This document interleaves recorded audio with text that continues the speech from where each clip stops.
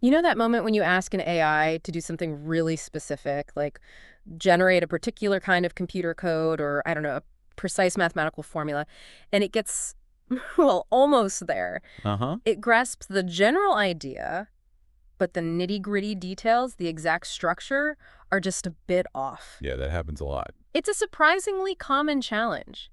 Getting these incredibly smart language models to reliably follow strict rules. That's kind of the puzzle we're tackling today. Exactly. We're diving deep into something called grammar-aligned decoding. Think of it as exploring why it's so hard for AI to consistently stick to rigid guidelines like the grammar of coding or the notation in math when it's creating text. Right. And crucially, we're going to unpack a new approach that aims to make AI output much more accurate and dependable when those rules really matter. So for you tuning in, why should this grab your attention? Well, whether you're a developer maybe wrestling with AI-generated code that needs debugging, or someone fascinated by the cutting edge of AI and its current Or limitations, just curious.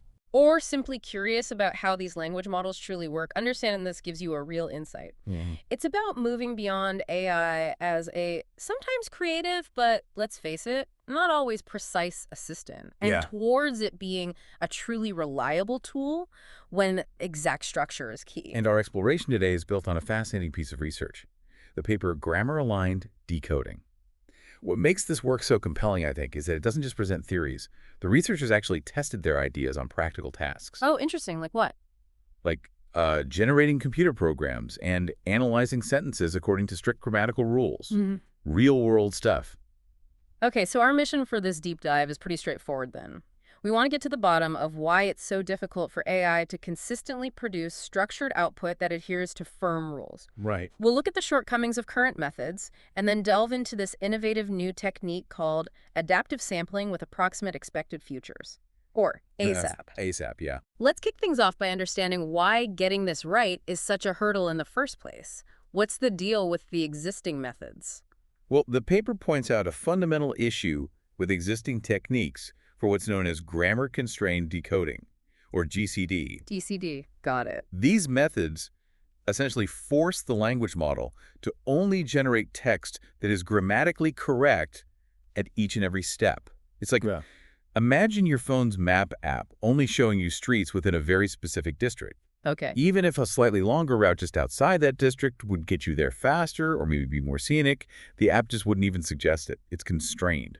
Right, so while GCD guarantees the final output will be grammatically sound, it can really put the brakes on the language model's natural flow. Exactly. And here's where it gets really interesting.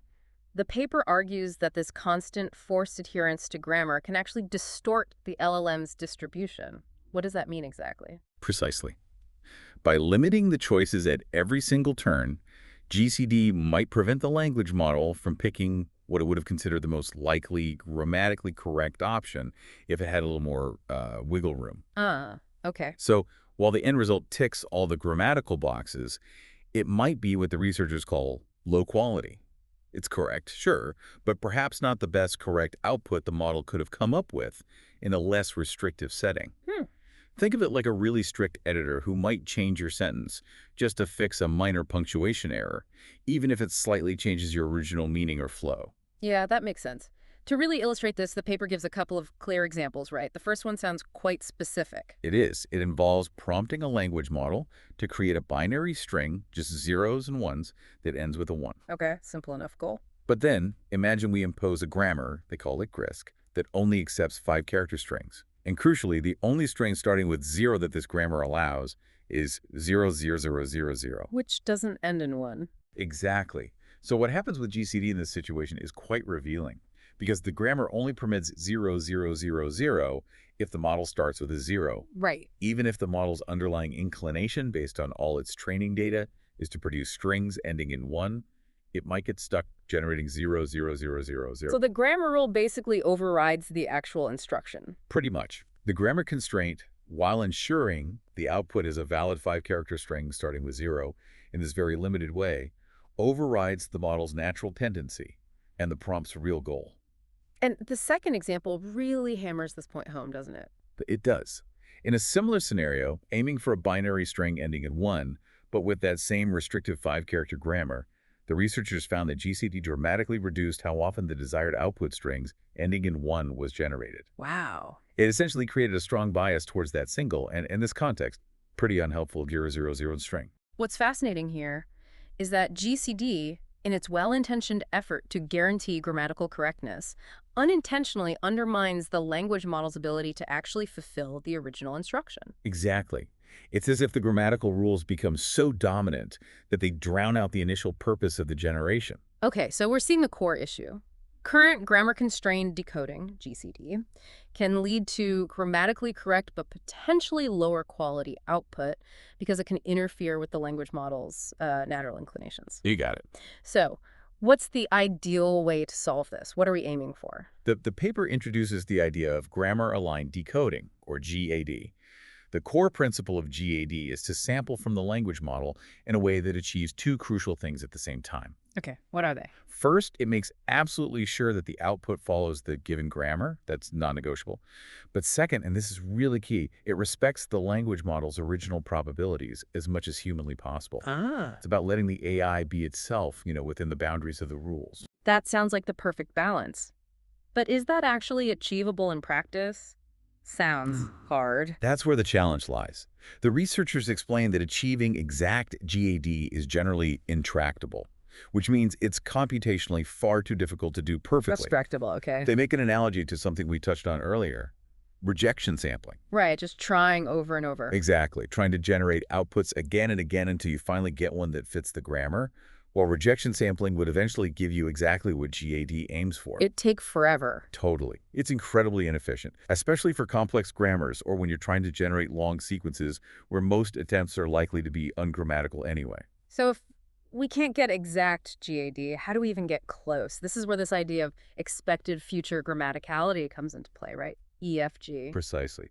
The paper introduces this concept they call EFG, short for expected future grammaticality, which they represent as CW1.I. CW1.I. What this essentially tells us is the probability that if you continue generating text from a particular point, a prefix W1.I, the final complete output will be grammatically correct according to the rules we've set. Okay, so when the AI is deciding what word to pick next, the ideal choice isn't just about what the language model thinks is the most likely word right now, No. but also about whether that choice puts us on a path that is likely to lead to a grammatically correct final result. Exactly. It's like trying to predict if taking a certain turn while driving will eventually lead you to your destination, even if that turn doesn't look like the most direct route at this exact moment. That's a great analogy.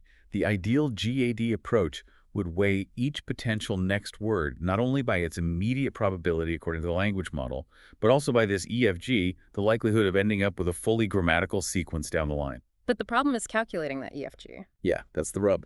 Figuring out how to calculate this EFG accurately is tough because language models make their predictions based on these incredibly complex neural networks. It's very, very difficult to look ahead and precisely determine the probability of all possible grammatical continuations. Okay, so we've got this ideal, GAD, which is tough to pull off perfectly because figuring out the expected future grammaticality is really complicated. Okay. That brings us to the main innovation of the paper, ASAP. Tell us about adaptive sampling with approximate expected futures. What's the core idea? ASAP is presented as a new algorithm that aims to approximate this expected future grammaticality. It's a smart approach that tries to find a good middle ground, a trade-off, really, Between what? between efficiency, so it doesn't become as slow as just trying and trying again like rejection sampling, and accuracy, so it gets closer to that ideal GAD distribution than just forcing grammatical correctness at every step like standard GCD. So how does it actually work? The name suggests it learns and adapts as it goes. That's a key aspect, yeah. ASAP starts off in a way that's similar to GCD. It initially limits the next possible words to only those that could potentially lead to a grammatically correct output. Okay, standard start. But then it iteratively refines its understanding of which paths are not just grammatically valid, but also likely according to the language model's own inherent probabilities. It learns. You mentioned it remembers mistakes before. How does that happen in practice? Is it keeping a log or something? Sort of, yeah. Think of it like learning from dead ends. When ASAP explores a certain sequence of words that eventually leads to an ungrammatical output. A dead end. Right, it remembers this outcome.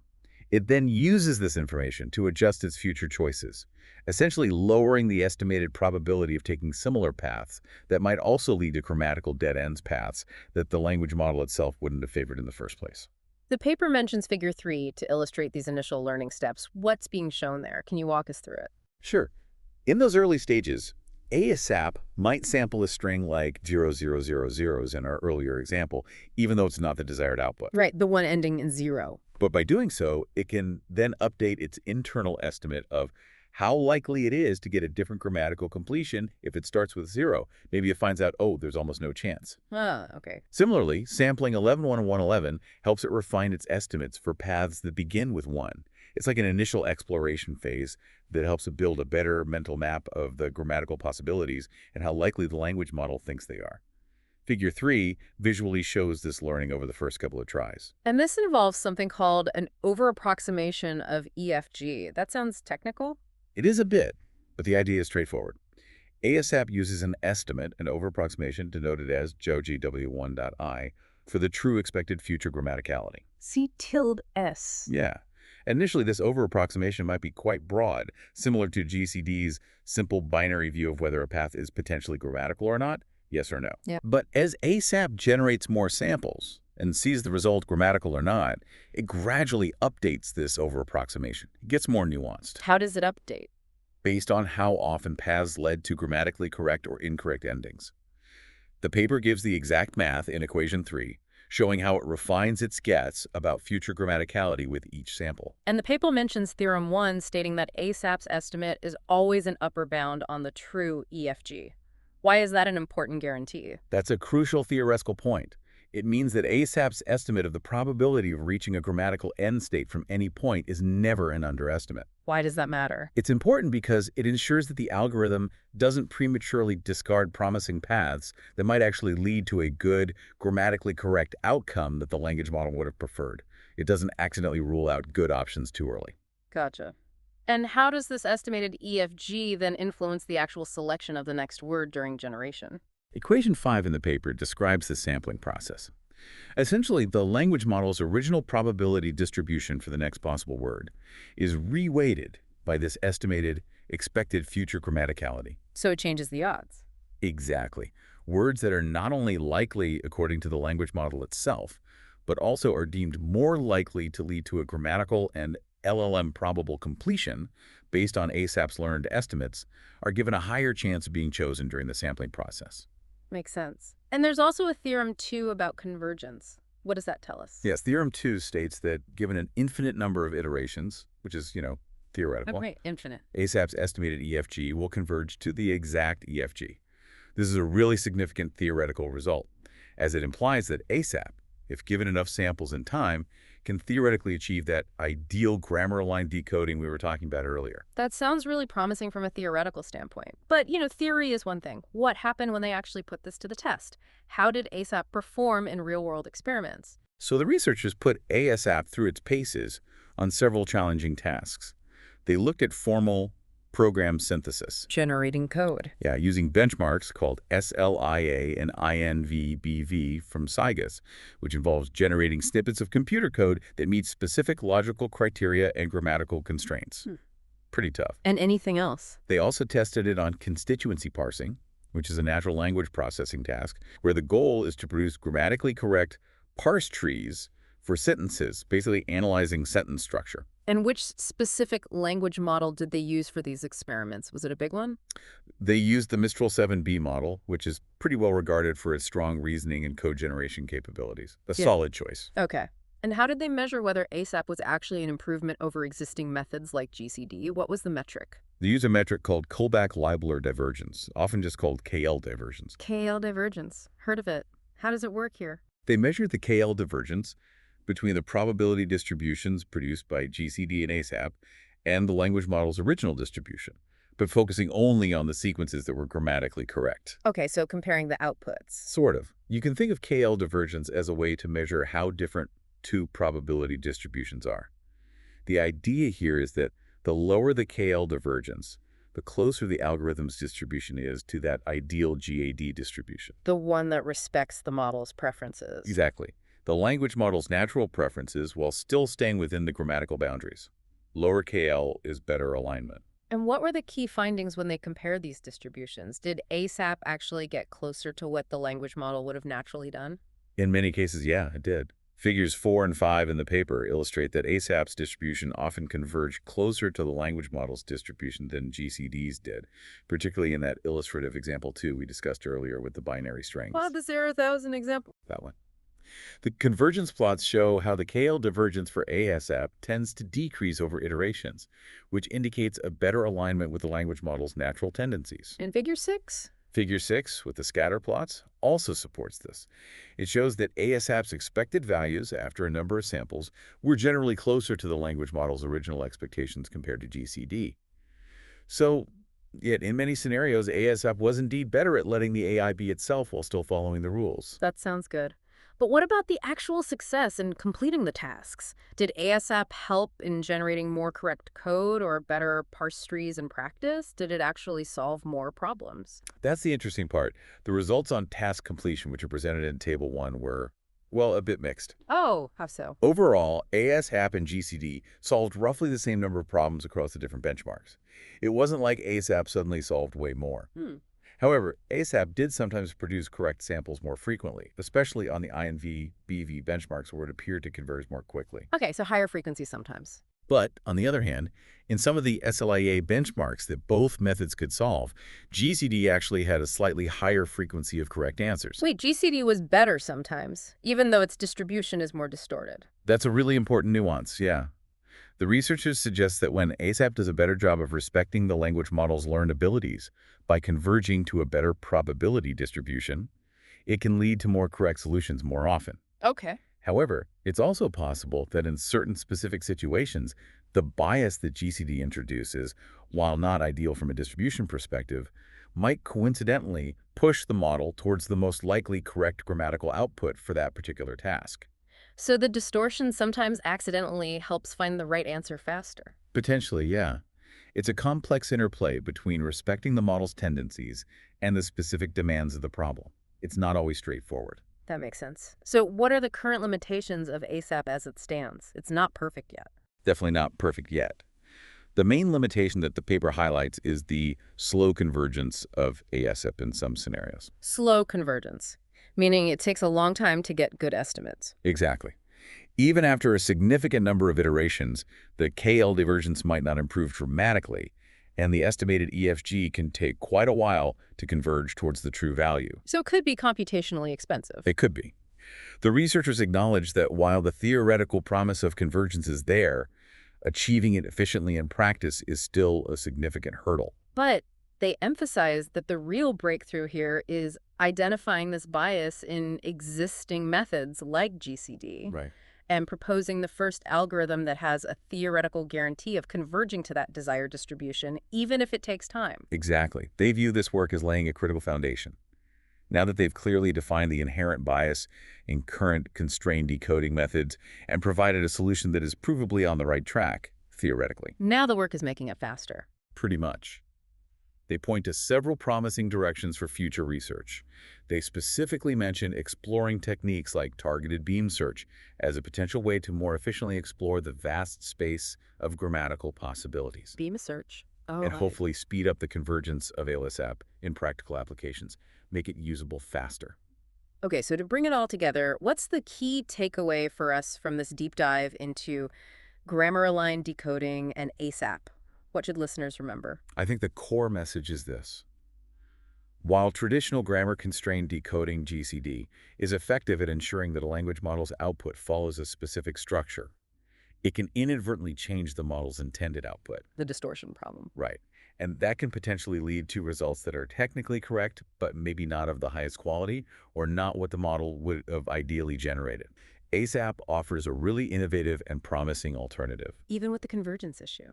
Even with that, it's a method that aims to generate structured data that is not only valid according to the rules, but also more in line with the AI's natural probabilistic inclinations.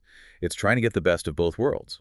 And looking ahead, as AI becomes increasingly integrated into tasks that demand precise output, I mean, whether it's writing complex code, drafting detailed scientific papers, or even generating intricate legal documents. Yeah, high-stakes stuff. How crucial will it be to have decoding methods that truly respect the underlying capabilities of these models while still enforcing those essential constraints? It definitely gives you something to think about, doesn't it? Absolutely. And if you found this discussion as fascinating as we did, I strongly encourage you to delve deeper. Maybe check out the research paper itself, Grammar-Aligned Decoding, or explore other work being done in the field of constrained decoding and language model sampling techniques. See how it might apply to your field. Yeah, consider how these advancements might eventually impact your own areas of interest or professional endeavors. It's moving fast. This deep dive really underscores that even in what might seem like very technical and niche areas of AI, like these decoding algorithms, there are incredibly interesting and important nuances. Definitely. Nuances that we need to understand as we continue to push the boundaries of what these models can achieve. Thanks for joining us as we unpack the complexities of grammar-aligned decoding. My pleasure. It was a great chat.